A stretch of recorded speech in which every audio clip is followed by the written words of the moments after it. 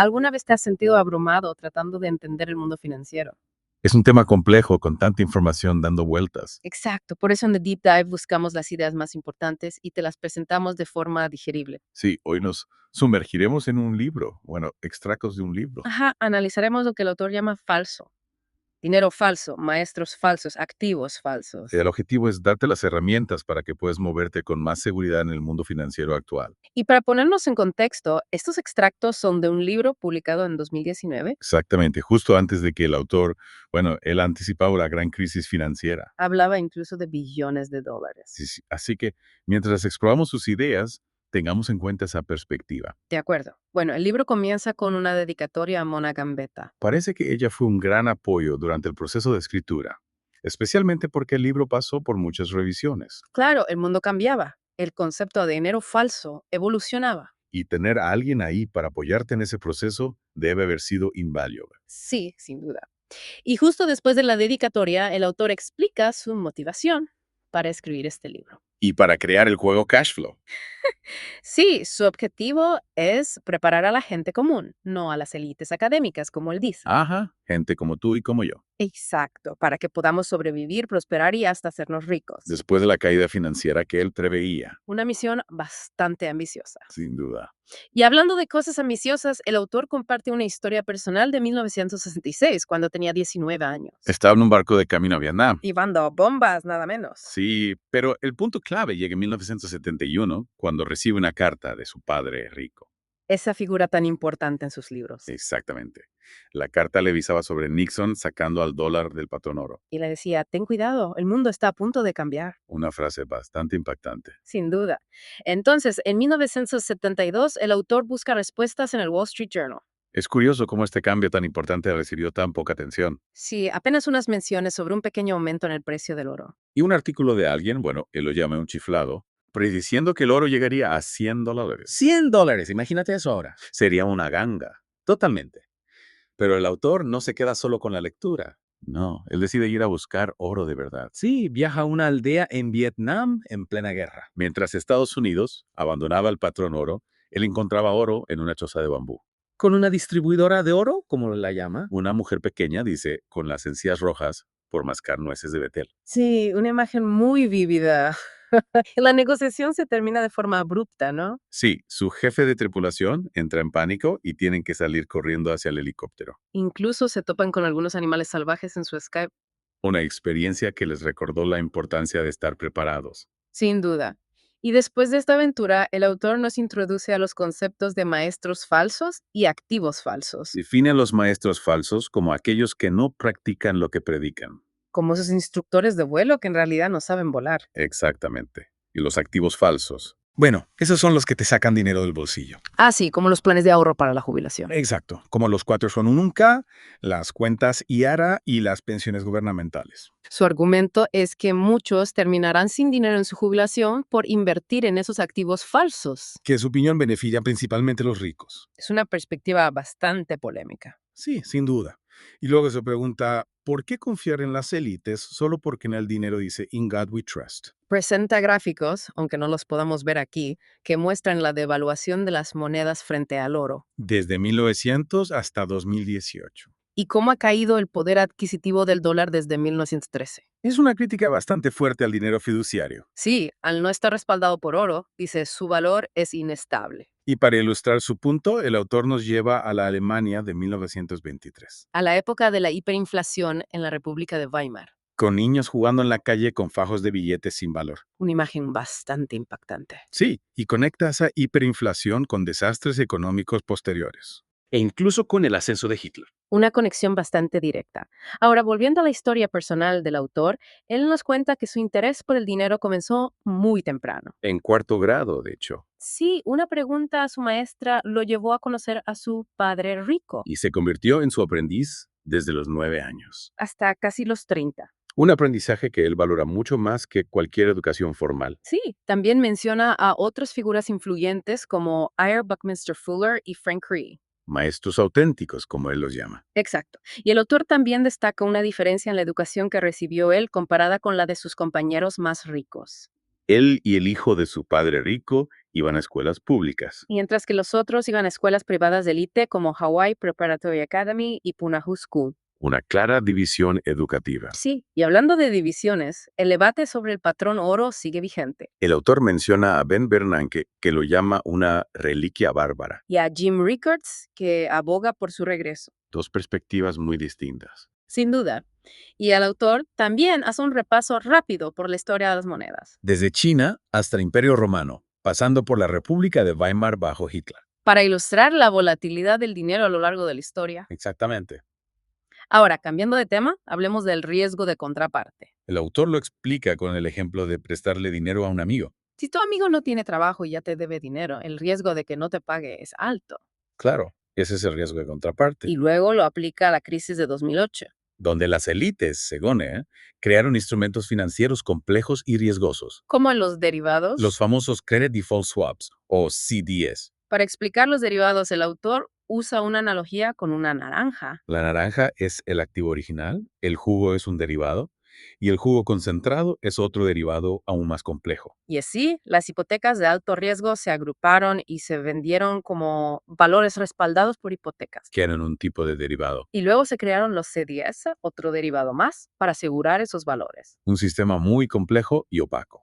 Warren Buffett los llamó armas financieras de destrucción masiva. Y lo peor es que nadie fue a la cárcel por la crisis. Las élites se quedaron con sus ganancias. Mientras millones perdieron sus casas, sus trabajos y sus ahorros. Una situación muy injusta. Sin duda. En contraste con estos complejos derivados, el autor presenta el oro y la plata como dinero real. Dios no deja de pagar, dice. El autor desconfía de los bancos y los gobiernos. Prefiere la seguridad de las bóvedas privadas. Incluso cuenta la historia de un avión privado entregando cajas de acero cerradas a una bóveda en Singapur. Personas con grandes fortunas buscando proteger su oro y plata. Una imagen muy elocuente. Y el autor también establece paralelismos históricos. Compara las conquistas del pasado, los españoles en los Andes, los nazis con los judíos, el colonialismo inglés. Con la acumulación de riqueza por parte de las élites hoy en día. Una comparación bastante fuerte. Sí, pero busca mostrar cómo la riqueza se ha transferido a lo largo de la historia. A menudo de forma injusta. Exactamente. Y luego el autor nos explica, de manera simplificada, la evolución del papel moneda, Desde los recibos de oro hasta el dinero fiduciario que tenemos hoy. que en esencia es una promesa de valor basada en la confianza. Una confianza que, según el autor, se está erosionando. Y hablando de erosión, el autor presenta estadísticas sobre la creciente desigualdad de riqueza en Estados Unidos, El 1% más rico acumula cada vez más. mientras que el 90% más pobre ve su riqueza disminuir. Cita a Stephen Brill y sus observaciones sobre la falta de atención a los pobres en la política. Brill presenta 7 datos alarmantes. Sobre la disminución de la movilidad económica, el aumento de la deuda, la alta tasa de pobreza en Estados Unidos en comparación con otros países desarrollados. Y la influencia de los grupos de presión. Un panorama bastante preocupante. Sin duda. Y el autor también expresa su preocupación por la jubilación de los baby boomers. Muchos no tienen suficientes ahorros. Han pasado de las pensiones de las empresas a planes de jubilación individuales. Y el autor cita la advertencia de Buckminster Fuller. Que la pobreza podría llevar a Estados Unidos a la bancarrota. Una posibilidad nada agradable. No, desde luego. Y hablando de posibilidades, el autor plantea 3 escenarios para el futuro. Que las élites impriman más dinero. Que se regrese al patrón oro. O que nos enfrentemos a una gran depresión. 3 opciones, cada una con sus propias consecuencias. Y el autor deja claro cuál prefiere. Sí, él enumera 7 razones por las que nunca venderá su oro y plata. En lugar de confiar en la frase "In God we trust" del dinero fiduciario, Una declaración bastante contundente. Y luego el autor aborda la cuestión de la honestidad, dice que la gente miente sobre el dinero. que niegan su interés en él, aunque sea esencial para la vida moderna. Y esta falta de honestidad, dice, permite que las élites sigan despojando al mundo. Una acusación bastante seria. Sin duda. El autor recuerda 1972 como el año en que, sin saberlo, fue testigo del comienzo del mayor despojo financiero de la historia mundial. La eliminación del patrón oro. Dice que la impresión de dinero no es nueva. Pero que la escala desde 1971 no tiene precedentes. Y culpa a las élites académicas, que se han dado el poder de imprimir dinero. A lo que él llama el grunge. Flagrant Universal Robbery Continuance Herewith. Un término bastante creativo. Sí, y la lección que el autor extrae es que el dólar se convirtió en una promesa de pago del contribuyente estadounidense. Y que la promesa de Nixon de que sería temporal nunca se cumplió. Y el autor insiste en la diferencia entre el oro y la plata real y los ETFs que los representan. El oro y la plata real, dice, han existido desde la creación de la Tierra. Son dinero de Dios. Y durarán más que cualquier papel moneda. Y hablando de papel moneda, el autor explica cómo se imprime dinero hoy en día. Empieza con el ganado, una forma histórica de dinero, la raíz de la palabra capital, Luego describe la banca de reserva fraccionaria. donde los bancos prestan más dinero del que tienen en depósito. Usa el ejemplo de un orfebre que emite recibos por el oro que guarda. Los bancos modernos hacen lo mismo, pero con dinero fiduciario. También menciona los ahorros, las tarjetas de crédito y los derivados como mecanismos para imprimir dinero. Todo un sistema complejo que expande la oferta monetaria. Y el autor explica por qué, en un sistema basado en la deuda, la inflación es preferible a la deflación. Porque la inflación reduce el valor de la deuda con el tiempo. Claro, si el dinero vale menos, la deuda también. Y vuelve a mencionar el gráfico que muestra la pérdida del poder adquisitivo del dólar. Y las consecuencias de imprimir demasiado dinero. La hiperinflación. Vuelve a mostrar las imágenes de la Alemania de 1920. Conecta la hiperinflación con el ascenso de Hitler y la Segunda Guerra Mundial. Y su conclusión es clara. Imprimir dinero nunca ha llevado a una prosperidad sostenible. Es una lección que deberíamos tener presente. Sin duda. Y el autor nos cuenta cómo él se protege. Almacenando oro y plata real en cajas fuertes y bóvedas privadas. Y enfatiza la importancia de la educación financiera. Para entender por qué los pobres son pobres. Y cómo evitar ese destino. Una educación que, según él, no se recibe en las escuelas. El autor hace una conexión histórica entre el robo de la riqueza en el pasado. Y la tecnología invisible que se usa hoy para extraer riqueza. El sistema monetario. Un sistema complejo y opaco. Y el autor critica duramente al sistema educativo. Por no enseñar sobre dinero, por desalentar las preguntas. Por enfocarse en las pruebas y castigar los errores. En lugar de fomentar la creatividad y el pensamiento crítico. Recuerda a su padre, el padre pobre, que era superintendente de educación. Y admitía que las escuelas no enseñaban sobre dinero. Que los maestros no estaban preparados para responder esas preguntas. Y el autor lo contrasta con la educación que recibió de su padre rico, Un aprendizaje práctico a través de la experiencia. usando el juego Monopoly como herramienta, Y también menciona el impacto de la economía de plantación en Hawái. donde la educación formal no era tan importante, Y la enorme deuda estudiantil que enfrentan muchos jóvenes hoy en día. como el caso de Mike Meru. Y la disparidad de ingresos entre los CEOs y los trabajadores promedio. La inflación, dice, roba a las clases media y baja. Y el autor vuelve a mencionar a Stephen Brill y su experiencia al descubrir que era una prep school, Una escuela preparatoria privada para la élite. donde iban sus compañeros ricos. Mientras él y el hijo de su padre rico iban a escuelas públicas. Otra muestra de la desigualdad en la educación. Sí, y el autor conecta esa falta de educación financiera con el auge del socialismo. Y con la lucha de la clase media. Usa ejemplos como la aceptación de las tarjetas EBT para alimentos. Y la creciente deuda estudiantil. Y cita la frase, al demonio la democracia, yo ya tengo lo mío. Una muestra del individualismo y la falta de empatía que él critica. Una consecuencia de la falta de educación financiera, según él. Exacto. Y hablando de educación, el autor vuelve a destacar el valor del aprendizaje práctico, Con el que recibió de su padre rico. usando el juego Monopoly para enseñar estrategias financieras, Y el consejo de usar la deuda para adquirir activos. como bienes raíces, riqueza real en español. Una visión a largo plazo. Crear ingresos pasivos en lugar de trabajar por dinero falso. Y recuerda el desafío de su padre rico de comprar un hotel en Waikiki. Para ilustrar el poder de la adquisición de activos. Y menciona a Warren Buffett que valora más su curso de oratoria que su título universitario. Una clara preferencia por la experiencia práctica. Sin duda. Y el autor también comparte su propia experiencia en la inversión inmobiliaria. Asistió a un seminario y aprendió a usar la deuda para generar flujo de efectivo positivo. Su primera operación fue un condominio en Maui Compró la anticipo con una tarjeta de crédito. y generaba $25 al mes de flujo positivo. Un pequeño comienzo que le enseñó mucho. Y el autor también menciona el concepto de retornos infinitos. Como los que generan los libros con regalías. Una vez criados, siguen generando ingresos. Un activo muy valioso. Y el autor nos presenta los diagramas de flujo financiero de su padre rico. Para mostrar visualmente dónde va el dinero. De los ricos, de la clase media y de los pobres. La educación financiera auténtica, dice, se centra en que el dinero fluya hacia los activos Y nos anima a hablar de estos diagramas con amigos. para aprender unos de otros. Una buena idea. Y también se mencionan brevemente los 4 cuadrantes del cash flow. ESBI, Empleado, autoempleado, dueño de negocio e inversor. los que están en BI se benefician de incentivos gubernamentales. Ventajas fiscales. Exacto. Y el autor habla de la agua fangosa, de la falta de educación financiera. La verdadera educación financiera, dice, puede ser simple, Hasta un niño puede entenderla. pero la falta de ella lleva a millones a ser pescados por las élites académicas, Y critica al sistema escolar por su enfoque en las pruebas y el castigo por los errores. que dificultan el pensamiento empresarial. Exacto.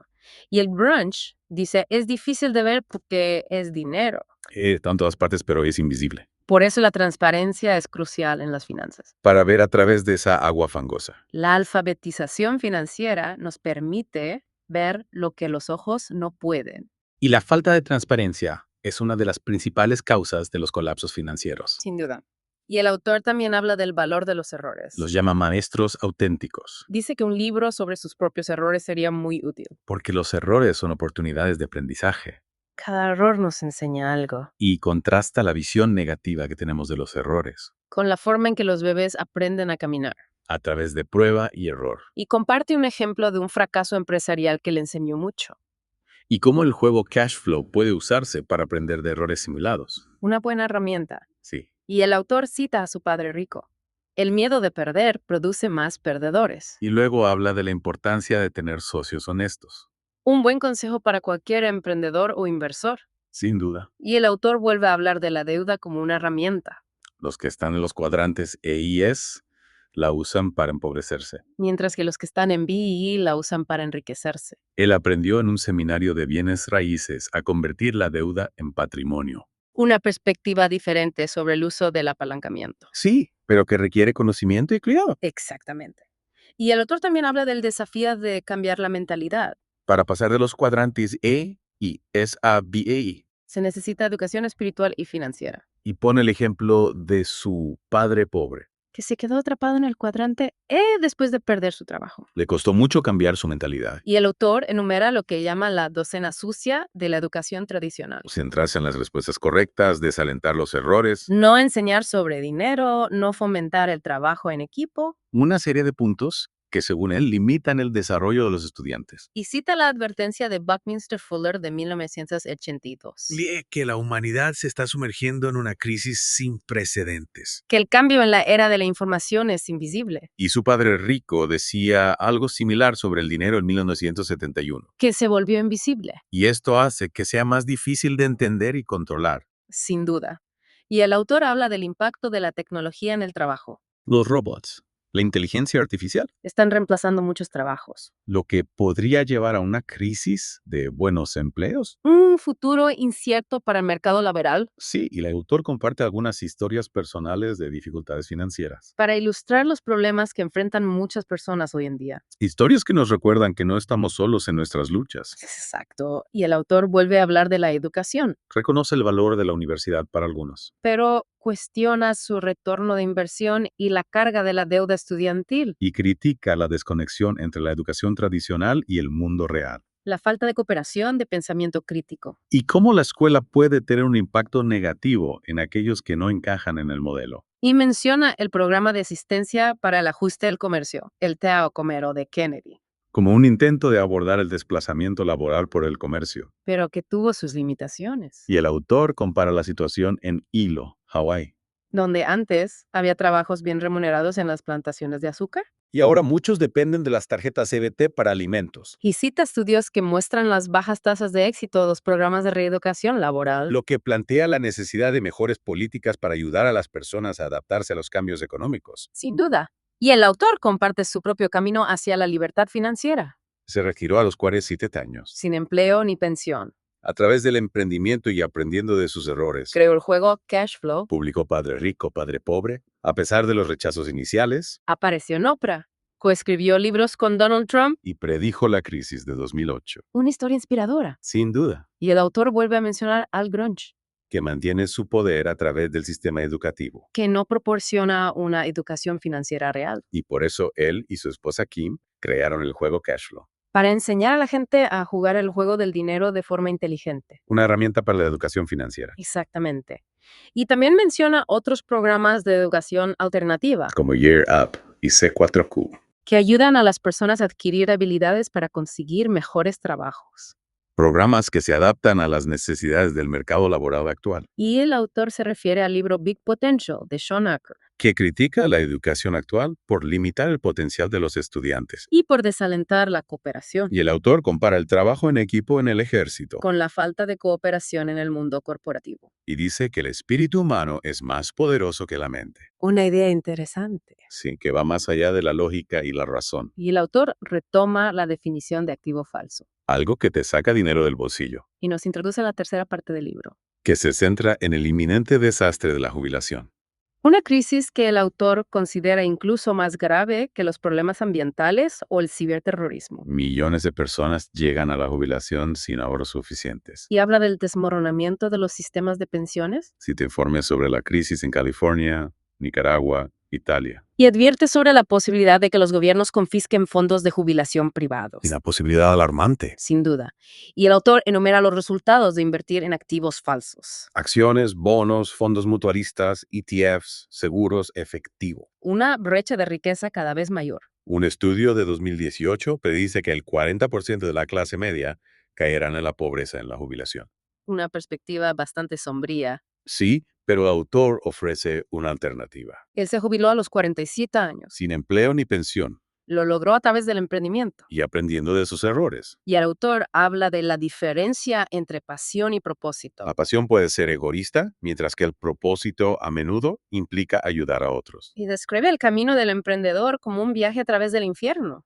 Con muchos desafíos y obstáculos. Menciona a Steve Jobs, Bill Gates, Mark Zuckerberg, Jeff Bezos, Todos ellos enfrentaron grandes dificultades antes de alcanzar el éxito, y vuelve a criticar al sistema educativo por no preparar a la gente para el mundo real, por no enseñar educación financiera. por castigar los errores en lugar de aprender de ellos, Y habla de los asesores financieros que muchos solo venden los mismos activos en papel. y no saben sobre emprendimiento o inversión en bienes raíces, Su enfoque está en los activos bajo administración. no en la riqueza real del cliente, Y el autor menciona brevemente las 4 clases de activos de su padre rico, aunque no las detalla en este extracto. un tema para otro día. Sí, vuelve a criticar a los fondos mutualistas y ETFs, Los llama activos falsos o derivados, que son adecuados para inversores pasivos sin educación financiera. pero que son riesgosos en una crisis. Y el autor usa la analogía de Warren Buffett sobre saber quién es el patsy en una partida de póker. Para introducir el concepto de agua limpia en las finanzas, La capacidad de ver hacia dónde fluye el dinero de identificar los activos y pasivos reales. y de saber quién es el verdadero patsy. La educación financiera es la clave para tener esa visión de agua limpia. Exactamente.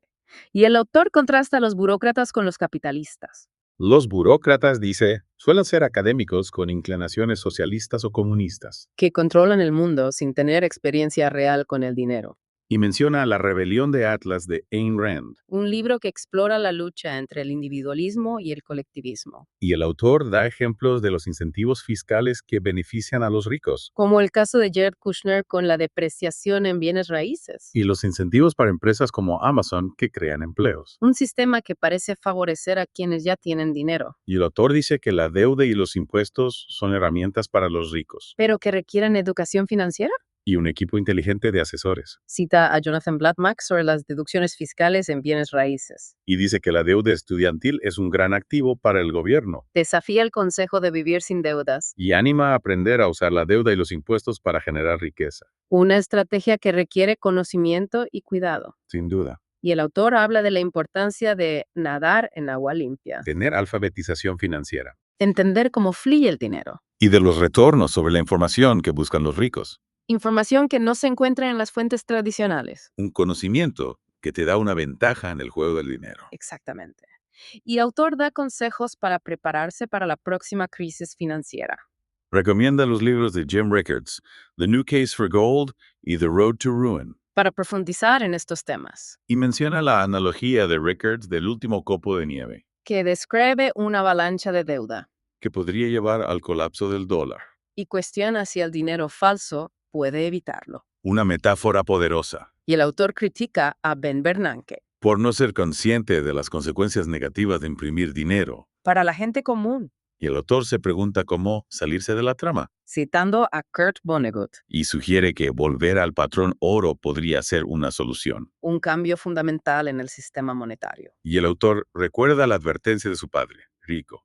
En las manos de un idiota, la deuda se convierte en un desastre. Una frase que invita a la prudencia. Sin duda. Y menciona la mejor fórmula del patrón oro de Jim Rickards. Conservar el empleo y el 48 A. Comprar oro y plata en monedas. Almacenarlos fuera de los bancos. Y mantener algo de efectivo fuera del banco. Una estrategia de diversificación y protección. Y ante la pregunta de ¿por qué comprar oro y plata ahora? El autor responde que no son dinero falso, Que los ricos los están acumulando, que hay una oferta limitada que han existido desde la formación de la Tierra. y recomienda mantener el 10% de la riqueza en oro y plata real fuera del sistema bancario. Una apuesta por la seguridad y la estabilidad. Y si nada sucede, dice, al menos tienes un seguro. Una protección contra la incertidumbre. Exactamente. Y el autor advierte sobre los falsos tipos duros con el dinero Los que creen que lo saben todo. y terminan causando desastres financieros. La humildad es importante en el mundo del dinero. Sin duda.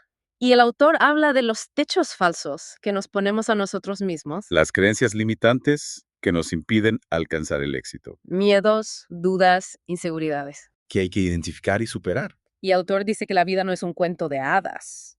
No, siempre hay un final feliz. Hay que estar preparados para los desafíos. Y el autor describe su propia evolución personal, De enfocarse en el ego a buscar el espíritu. inspirado por Eckhart Tolle. Y cuestionando la búsqueda constante de satisfacción externa. El dinero y las posesiones no lo son todo. Y el autor enfatiza la importancia del cambio interior. De enfocarse en la salud espiritual, la riqueza y la felicidad. Cita Rada y el milagro de la mañana de Hallel Elrod. Una visión holística del bienestar. Y vuelve.